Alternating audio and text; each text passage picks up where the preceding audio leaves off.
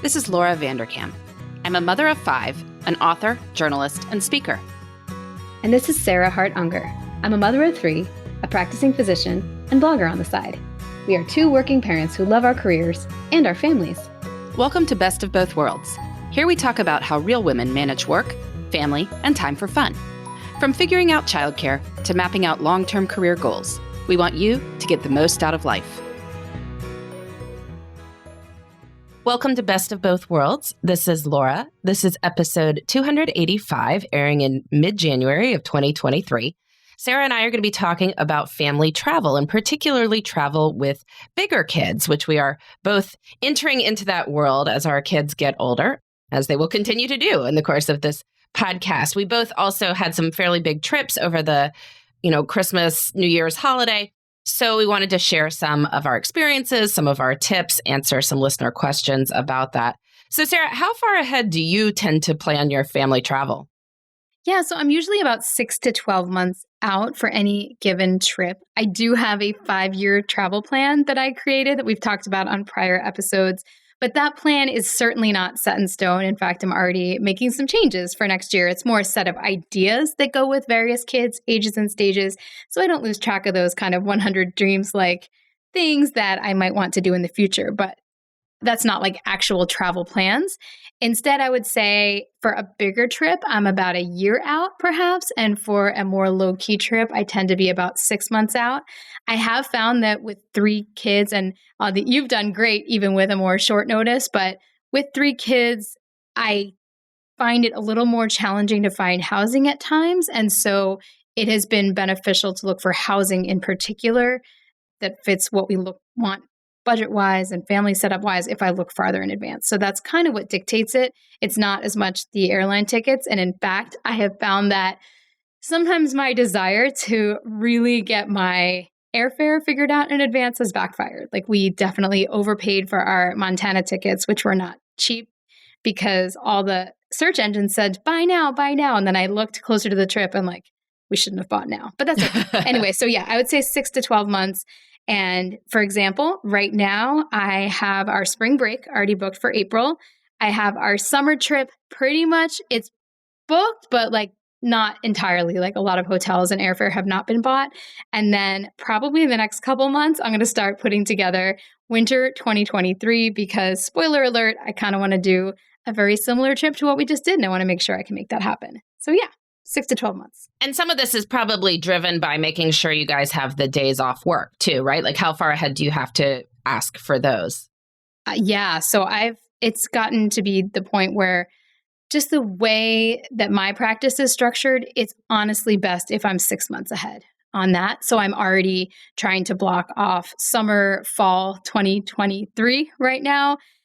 I have colleagues that have been disappointed that they can't go to various things. And I'm like, you absolutely need to have that runway because we're so booked as a practice right now that anytime you want to cancel a day, you need to have places to put that day of canceled patients. And if every other day around it is full, even if that's 3 months away, it doesn't accommodate patients' needs. And I understand that. So that's why you have to proactively not have them booked on those days in the first place.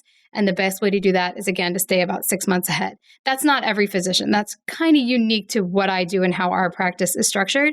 My husband, for example, can be more like 2 to 3 months out and be okay. And in fact, he doesn't even get his call schedule until like we just got the January through March one. So we can't always go so far in advance, but he can usually get what he needs to. And the school schedule obviously is the other big dictator of when we go away because it's usually spring break, summer trip, and winter break.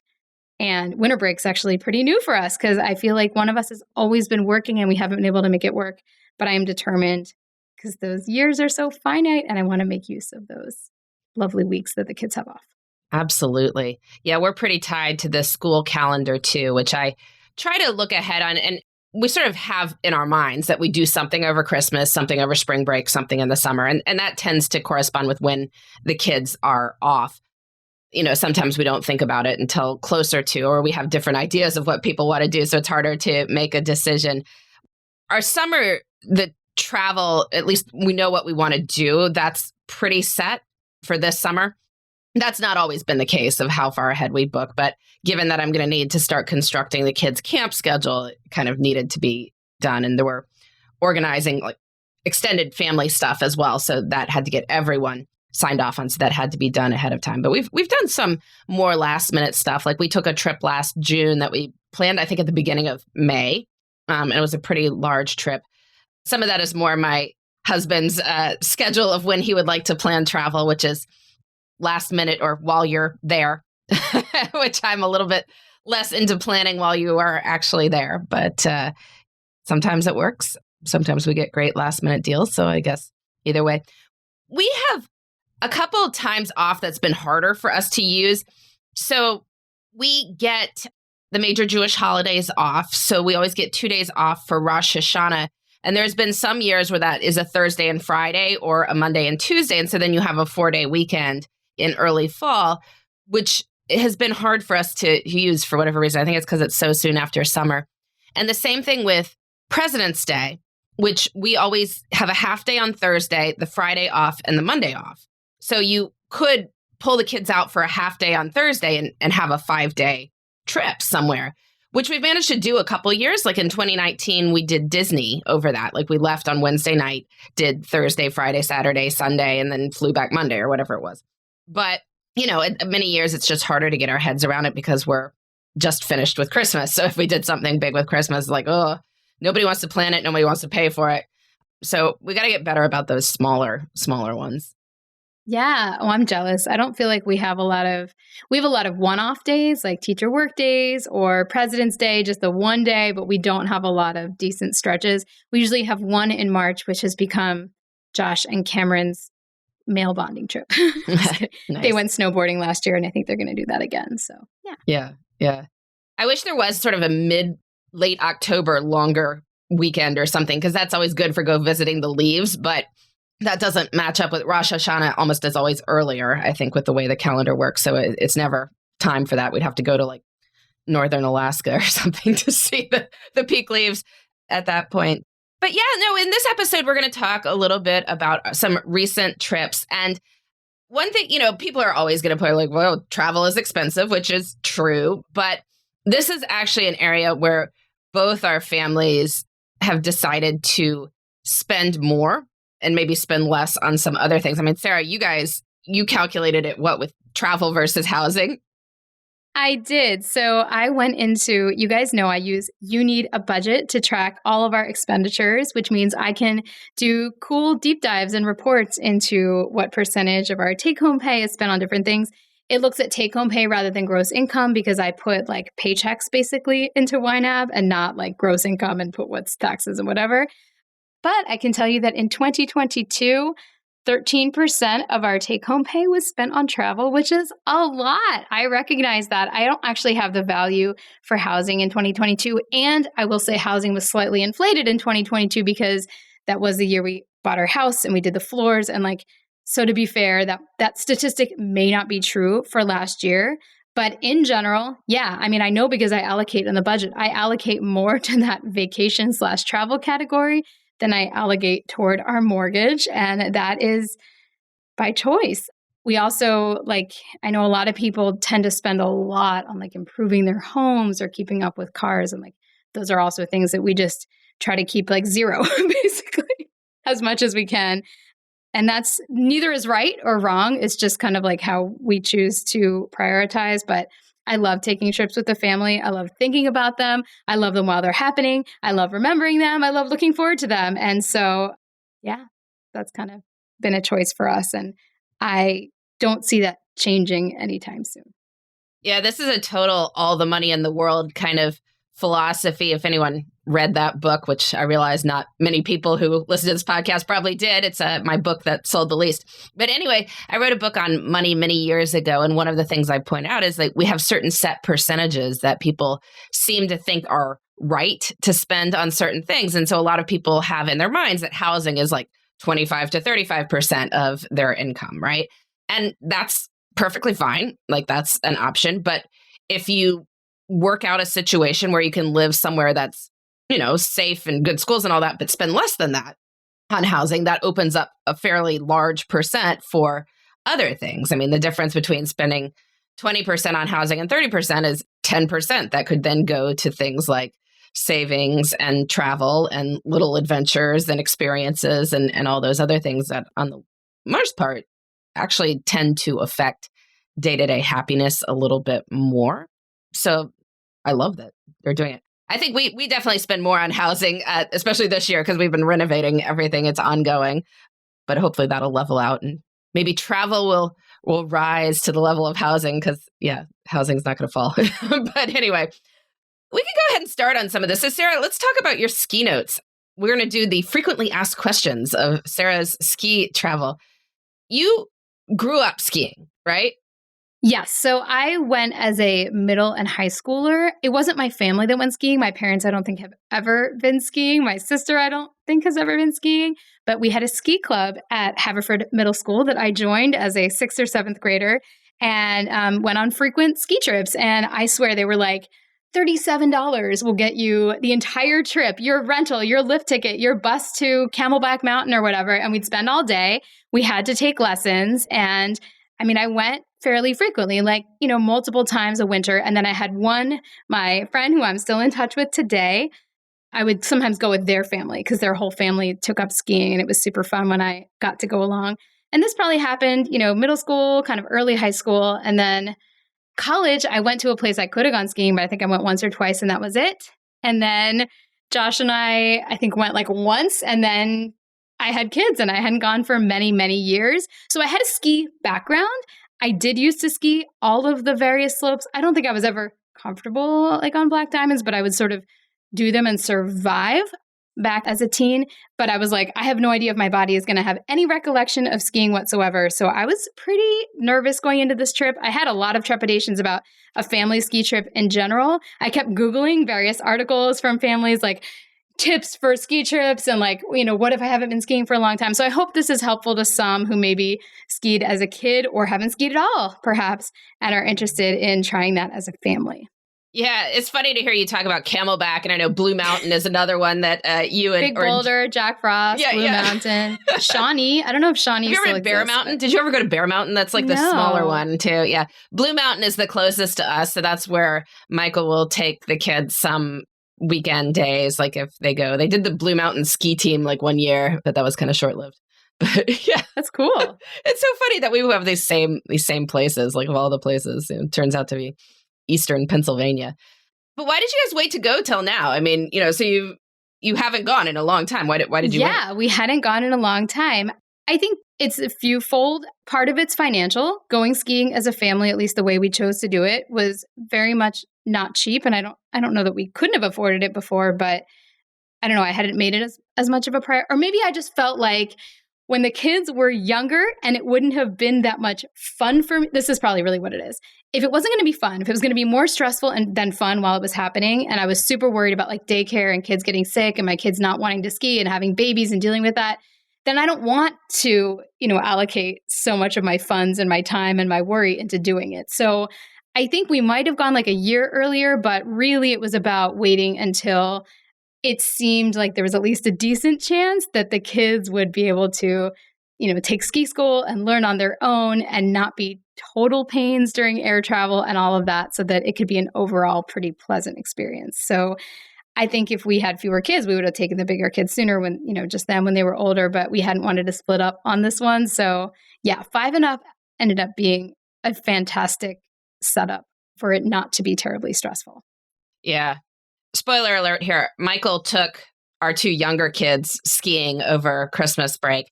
And I mean, I think he had a good time, much of it. I mean, he put Alex in ski school. Henry did daycare for a couple of days, then did half-day ski lessons on when he was officially 3. And so Michael was able to do some solo skiing on like the Black Diamonds that he likes to do or whatever. But I don't think it was easy. I mean, especially traveling solo with 2 small kids and all their gear and being in the ski place with the 2 small kids. Not easy. I mean, partly that was just being a lone adult with 2 kids. I mean, if I'd been there, it would have been probably easier, I assume.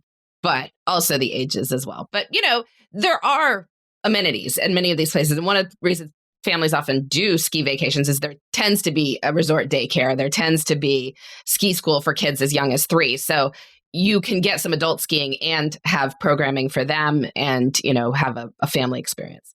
You really have to look at, yes, we do need to take a break. And then I will have a note about ski school when we get right back. All right.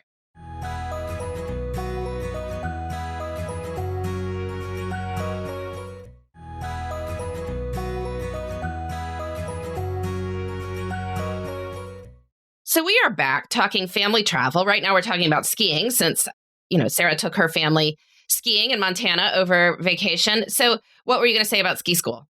I was just going to say that while we were at our trip, as one does, I started researching future trips. And a lot of places have done away with full-on ski school and they'll just offer like 2-hour lessons. And I feel like if you have younger kids and you ski and you want to have some extended time to actually ski, it's important to look for a place that does offer full on, like look at the hours, look at what they actually offer. Because it's not like necessarily a 3-year-old going to be skiing the entire day, but you want a place that has a program that's from like perhaps 9 to 3 or 9 to 4 with a lunch break and hot chocolate breaks and activities for if they get too cold, so that you can get some of your own time skiing in if that's what you want out of your trip. Because I was surprised to find that some of the bigger name, especially East Coast places, are like, oh, we have these 2-hour things, but they didn't necessarily have a school. Yeah. So that kind of leads me to the question that I planted here. Yes. How did you choose a location, Sarah? I can do the planted questions. That's fine. All right. I'm asking the planted questions. How did you choose a location? Okay. So we picked Big Sky because we were going in December, although it was very late December, like Christmas week, essentially. And I was like worried because, depending on the year, snow can be not that great in December. You can have patches of brown still. It really kind of depends on where you go. It turned out 2022 was a fantastic snow year, but I didn't know that in advance, obviously. So I had Googled like best skiing in December, early season skiing, and Montana came up, and my husband's cousin actually lives there. So we had a whole discussion with her about the Bozeman area and Big Sky. And so that's kind of, I don't know. It also just sounded so exotic to me. It's a state I had never been to, something totally different culturally. So I was just excited about that. So that's why we picked it. And the fact that it seemed to have all of the kind of big resort amenities, like a full day ski school. But a lot of the comments noted that it was notoriously not crowded compared to some. And that did hold true. The snow was excellent. And I basically never waited in a lift line like at all. Like you just would ski right up and get on the lift. I think there's some like super advanced slopes with like lifts that kind of are underlifted for the population that wants to ski those specific areas. So it might be different there. But for where we were, many options, basically no waiting, and it didn't feel crowded at all. So that's why we picked it. The negative of where we chose is that there is very few direct flights. So we talk about that later in this and how you really love to fly direct, but like we would have had to drive to Georgia. I mean, there's no way out of it. So we flew through Dallas and it was great. And I think there were some routes previously from JetBlue and then some budget airway called Avelo that was serving Fort Lauderdale to Bozeman, but neither of them exist anymore. Like the routes don't exist. So the Fort Lauderdale Bozeman route is a... Well, I would have done Miami or Palm Beach. Like those are our 3 reasonable airports that I would drive to. Anything else is more than 3 or 4 hours away, but none of them. Yeah. No, Montana can also be cold, as you discovered. But there's something to think about. I mean, I know my family has done some Colorado resorts, but none of them are very close to the airport, I don't think. Whereas Salt Lake City in Utah, there actually are some major resorts within an hour of the Salt Lake City airport. So just something to think about as you're doing your research. If you do want to fly to a major airport and not have to then drive 2 to 3 hours on the end of it, that kind of will dictate which major resorts you can go to. And some states like Utah, Montana, may be easier than others. So when did you book it, and did you stay close to the mountain? I mean, because it's always a thing. Do you want to be in a place where you can ski in, ski out, or, or you do a cheaper place further away, or, what was the choice there? Yeah, we opted for convenience. I felt like since it was the kids' first time, I didn't know how hard it was going to be logistically to even get their gear on and stuff. I wanted to make things as easy as possible. And I think I'll probably do that the next time as well. It was just so nice to be able to walk out and be right at the mountain base. And I think there are some resorts where the only accommodations at the base are super swanky resorts that are completely out of my price range, but Big Sky had some that were reasonable right there. So that was another huge plus. And I booked the trip around July. So about 6 months in advance. I probably could have done it even further in advance. And when I say I booked the hotel, I think our airfare shortly thereafter, and then also the lessons, because I had heard that some lessons, sell out, and I didn't want that to be a limiting factor. So I just did it all. And this year I probably will do it even earlier so I can get our choice of room and everything. So you would do a big recommendation for that, for being near the mountain. Yes. Okay. Oh, and I would, especially if it's your first time. I think once you've done it and then you feel like, oh, you know what, I'd be fine driving, like I know how the process works, then maybe subsequent trips you could add that layer of complexity. But I think if it's your first and you have any trepidation, then look for something easy. Yeah. And now the ski school and lessons, how much did you wind up doing for the kids? Because they didn't do it every day, all day while you were there. Correct. We thought through this for a while. Cameron had snowboarded before, Annabelle had never done anything, and Genevieve had never done anything. We decided to put the big kids in 2 days of full day ski school, thinking that by the third day they could ski with Josh and me. And we put Genevieve in 3 days of half day ski school. We'd initially planned 4 days skiing, thinking that by the fourth day we could all ski together. That was a miscalculation. She's 5. She was not ready to go on a big mountain by day 4. Although the big kids were completely ready by day 3 to at least ski greens. And yeah, so the only miscalculation I made was that Genevieve loved ski school and would be sad when it was over and wanted to go back for the afternoon. So next time I will be putting her in full days and the big kids probably in half days because they can ski with Josh and me in the afternoon. And Josh and I also took 2 days of lessons. As I mentioned, we hadn't skied in forever. The lessons were super helpful. On the first one, we just did basically the kids' hills and remembered how to do everything. And by the second one, we had an instructor who was very best of both worlds, I might add. She was an attorney, a former big law attorney, now doing consulting, and then teaches ski on the side. And she had kids, she was awesome.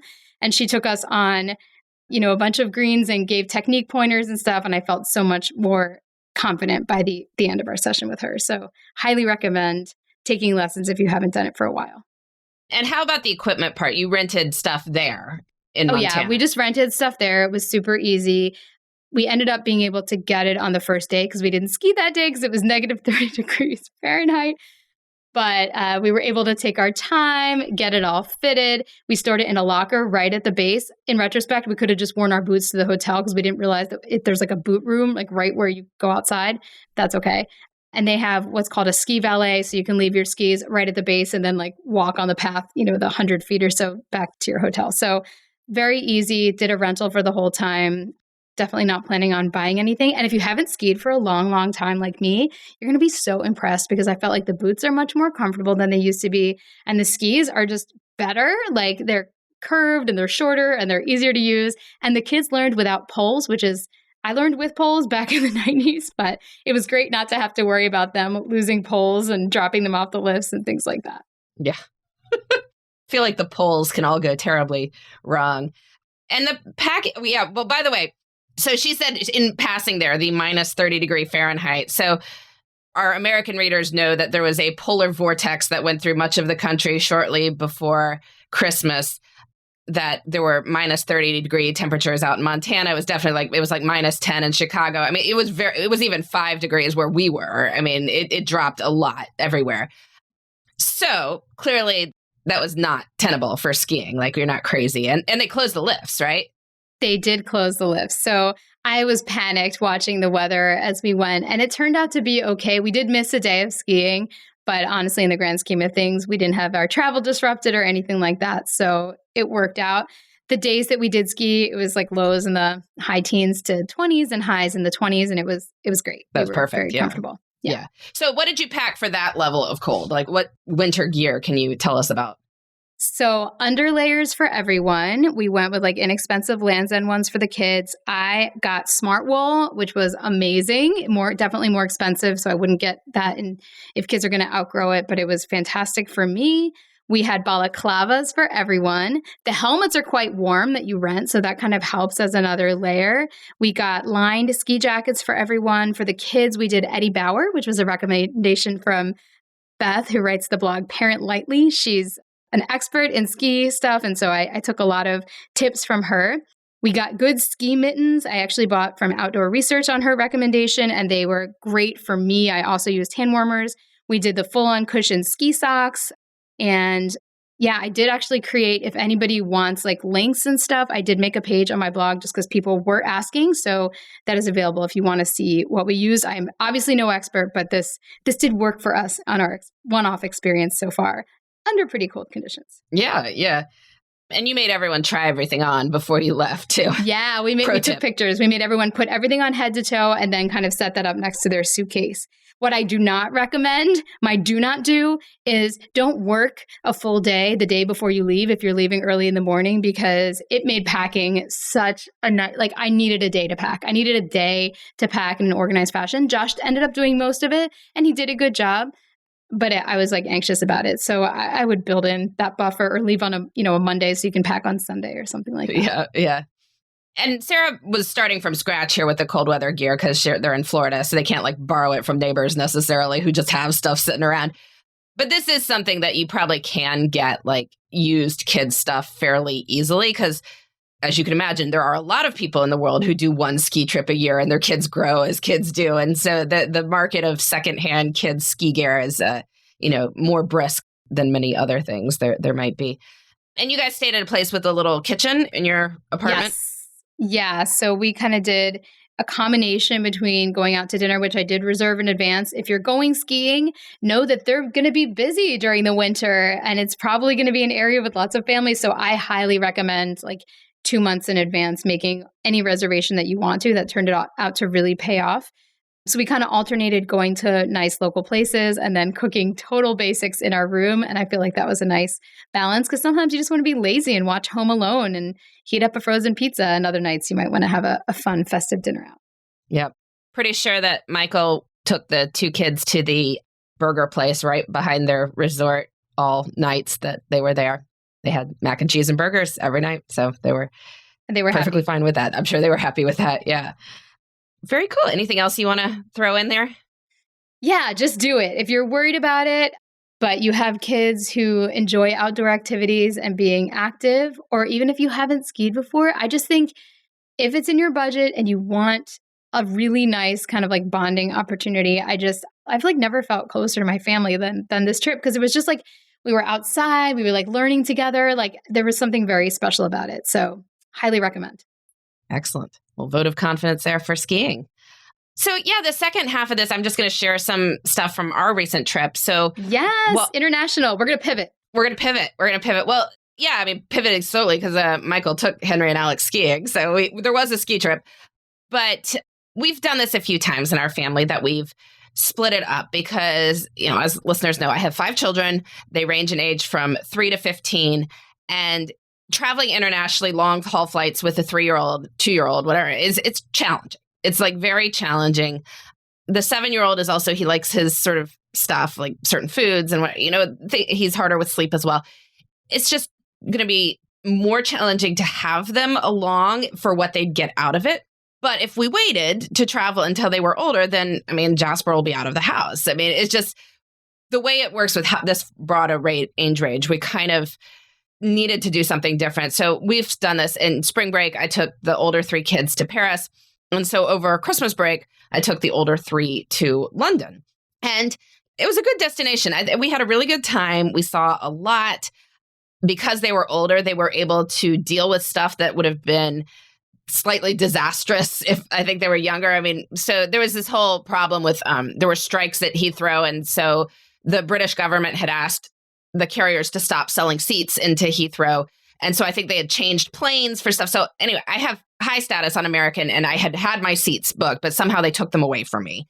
And so I wound up with no seat assignment and needing to have kids in various places on the plane, which it was okay. So I had, 2 seats that were right behind each other. So I put Ruth right in front of me and then I put the boys off on their own, on the plane. And she wound up being able to move to an aisle seat last minute. I had the fun of the middle seat all the way to London. Awesome. But it was, just how would that even work if I have like a 5-year-old? I can't put a 5-year-old off on their own somewhere on the plane. So it was, I presume somebody would have switched with me in that situation and we would have been a bit more belligerent about it. But it was it was fine because you have older kids. And so You could just roll with it. we could roll with it and roll with it. And so they watch movies and whatever. So it's okay. Just, make sure you have lots of headphones and chargers and whatever else, the appropriate electric converters for whatever country you are going to, and water and snacks so nobody gets desperate on the airline. I would also my packing tips, like don't check bags if at all possible. Like obviously you're skiing, you've got giant gear. There's nothing you can do about it. You're going to have to check bags because you're not going to be able to get that stuff into a carry-on. But if you're going to a destination where you don't need serious outdoor gear, which London in December is like a normal city, it was 40 degrees every day, Fahrenheit. So you just pack normal winter clothes, and that you can do in a carry-on for 5-6 days without an issue. So I had the kids do that. They each had one carry-on and a backpack, so we didn't have to check bags. And, that way, like there's only so much that can go wrong if you fly direct and if you don't check a bag, because you have your stuff and you're either at your house or at your location, right? And so there's no way to be stranded without your stuff in some other place. I mean, unless something goes terribly wrong, but that's, and your flight's diverted, but that's a whole different thing whatsoever. Sarah, you're getting passports for your kids now, right? Yes, I'm in the process of doing that in preparation for our summer trip. So I was having the lovely looking up all the guidelines, printing out those lovely PDFs. I had to do one twice because I didn't put the state of where I was born or something like that. It's a meticulous process. It is meticulous. And it's funny because I think I had to reprint it once too, because it's like on one page of the form, it's like you put the date of the birthday first, the day, then the month. And then on the other page, it's the month and then the day. I mean, in that lovely way that internationally, it's always, day and then month, but Americans do month and then day. And it's like a weird mashup. So you just have to pay attention, because if it's the wrong date on your passport, you'd have a horrible time. But we've had to do this. Our kids are in batches. So child passports are only good for 5 years.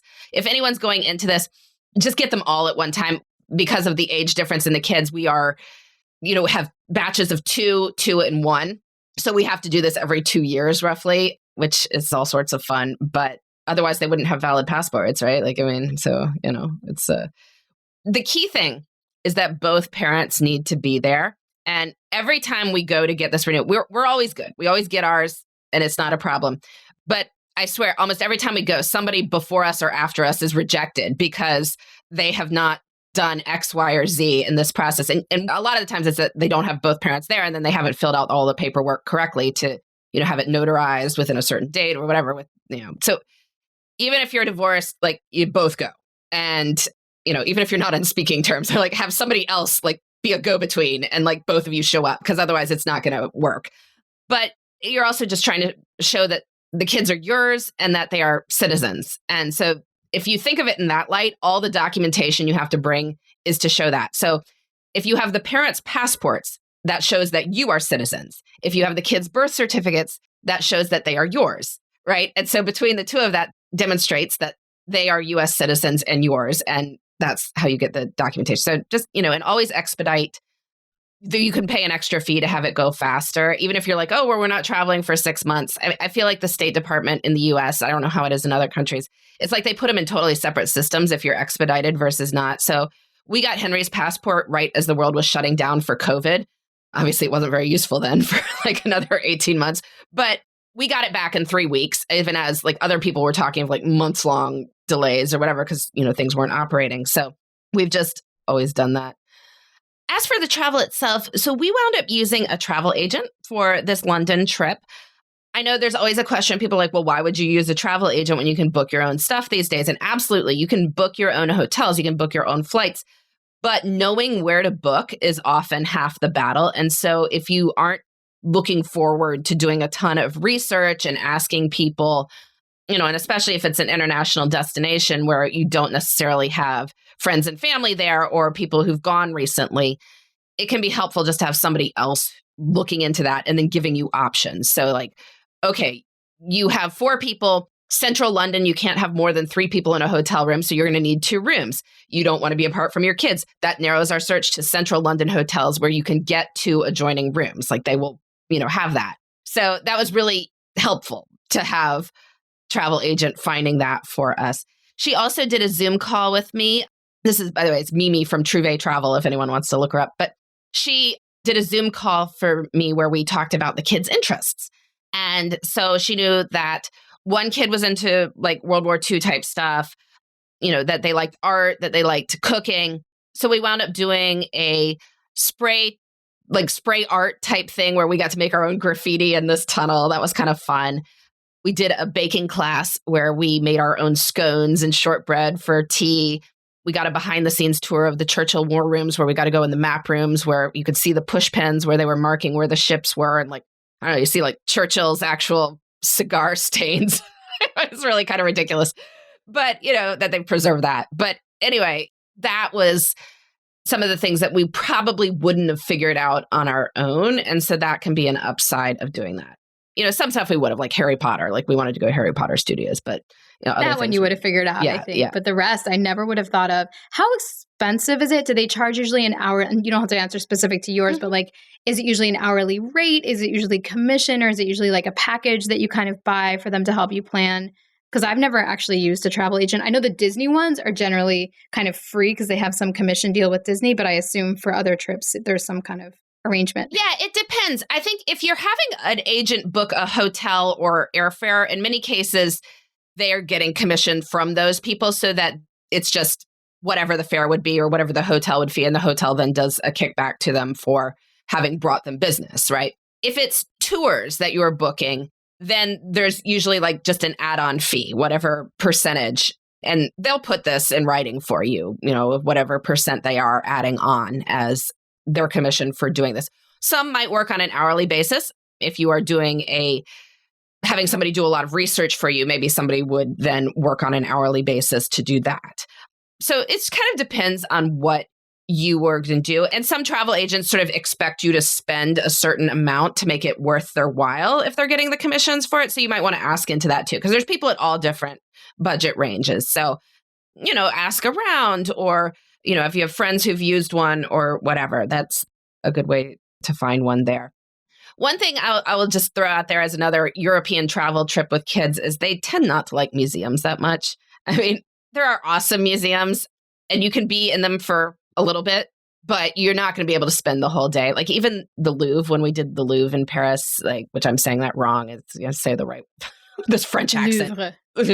But we were there 3 hours and they were definitely not happy at the end of it. Now, obviously you can spend 3 years in the Louvre, right? So it's you're just going to have to be okay with that you're going to see the highlights of it. We wound up doing the British Museum, Sam and I. The other two were like, no, we're not doing the British Museum. But Sam and I went and we saw the highlights, right? The Parthenon stuff, the mummies. So get your head around that. Go just with adults if you are going to want to spend all days in restaurants. In museums. Restaurants was the other thing.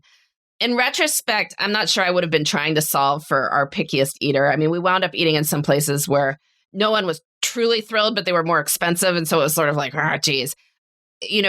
One night we just ate at Pizza Express, which is a chain in London, and everyone was thrilled because they got their pizza and it was the least expensive night we were there. So I don't know, I like having reservations places, but sometimes the recommendations you get are going to be on the higher end because that's what people want to do when they come to a foreign country or go in a big city. And if you're going to do that, you should probably just choose ones that you truly want to eat in and force the kids to eat plain rice or pasta or whatever, or have a big snack beforehand or leave them at the hotel, or else just go more down market and figure you're eating burgers and fries and pizza or whatever. I feel like with kids, and I imagine internationally, I would feel this way, maybe not, but I either want a reservation each night or a loose plan of okay, we're going to go to a pub in this area around this time, have a place in mind that doesn't need reservations, that's more casual, or Pizza Express, whatever. But kind of knowing that I have a place to aim for, because there is that horrible feeling when your kids are getting hangry and you're in an unfamiliar place, that would make me happy. Yeah. I don't know. So in London, because I was told it was going to be very busy, and I think it was. I think a lot of places were booked up. We did make reservations ahead of time. And I liked knowing, we will have dinner at 7, and this is where we will be going. Because it gives the end of the day, some structure. Then you're not fighting about it. Well, where do you want to go? I don't know. Where do you want to go? And wandering around trying to find if people have places available. But where we stayed in Paris, there were just so many restaurants along the major route where we were that we could just find a different sort of bistro every night. And the downside is I didn't eat in any of the like nice Paris restaurants. Like I ate at like whatever place was offering pizza and pasta and steak and, that was around the corner. But we managed to find places that had space every night very, very easily. So that was fine for that. Oh, that's great. Yeah. Pleasantly surprised. So yeah, and we would generally aim to not start before 10 a.m. just because with the jet lag, people don't want to get up at the crack of dawn. That allowed us to have our hotel breakfast and then get started. Generally did activities from about 10 to 4, 4:30, and then have an hour, 2 hours of downtime till dinner, do dinner, come back, chill, give the kids time to read or play their electronics. And then, yeah, I guess I made my bonus tips as our love of the week. I mean, my personal favorite love of the week right now is melatonin. So you're tired the first night in Europe. So if you're coming from the US, like you haven't slept on the plane, even if you nap 2 hours, by the end of the day, you're tired. So you're going to fall asleep and you'll probably sleep okay the first night. It's the second night that you would be up at 2 a.m., up for 3 hours, finally crashing at like 5 a.m. when your body thinks it's midnight or 11 p.m. And then you're not going to want to wake up until 1 p.m. because that's when it's 6 a.m. in the morning. So, it's just, you can wind up really in a bad state with that.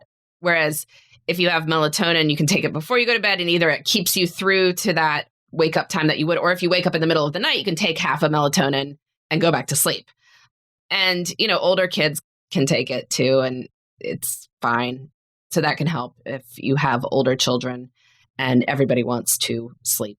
Also, lots of chargers and electronic converters because the kids do like their devices and want to charge them, How about you, Sarah? What's your love of the week?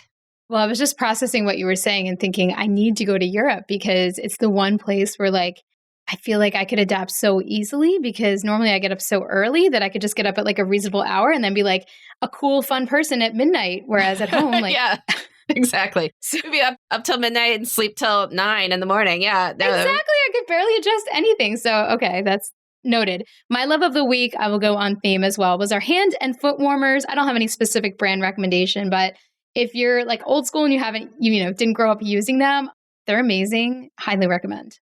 That is actually one of my goals for winter, like on my winter fun list. I bought this huge thing of hand warmers and my goal is to actually use them. Like, I don't know. I'm always like, I shouldn't waste them on this trip. I'm like, no. If I am going outside for any length of time in the winter and I get miserably cold, my hands I don't know what I have in them, bad circulation. They get white, I get hives. Anyway, I'm like, no, I'm going to use these hand warmers like every day. It'll be great. You deserve it. I deserve it. And if I run out, I can buy more. Like, that's the thing. Like, they don't have to last all winter. Like, you can buy more. Correct. And they're not expensive. They're not expensive. Yeah. Yeah. All right. Well, this has been Best of Both Worlds. We've been talking family travel, especially with older children. We will be back next week with more on making work and life fit together. Thanks for listening. You can find me, Sarah, at theshoebox.com or at @the_shoebox on Instagram. And you can find me, Laura, at lauravanderkam.com. This has been the Best of Both Worlds podcast. Please join us next time for more on making work and life work together.